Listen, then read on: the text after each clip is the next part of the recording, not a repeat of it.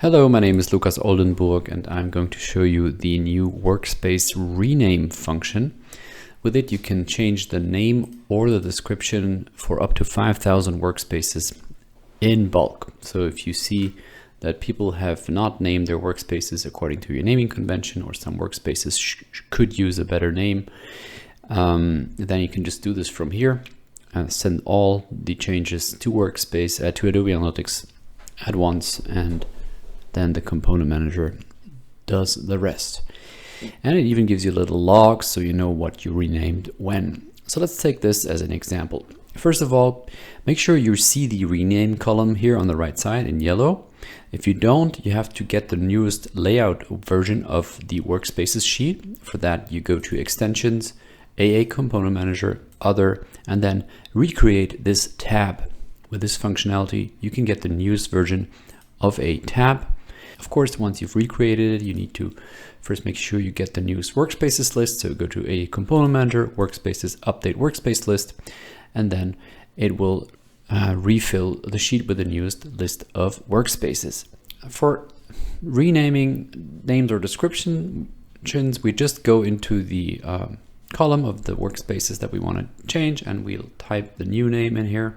For example, let's change the snake to a rabbit workspace and give this a proper description. And you see, as soon as I start typing, changing the cells, you'll see an X in the rename column and the whole row becomes yellow rather.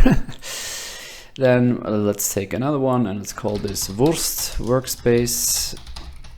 And here we don't need a description, but here we just want a description for this Apple 17 workspace.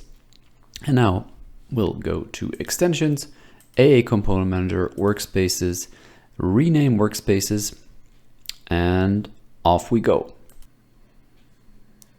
We confirm. We'll get a message that the renaming process has started on the bottom right as soon as it has started. Yes.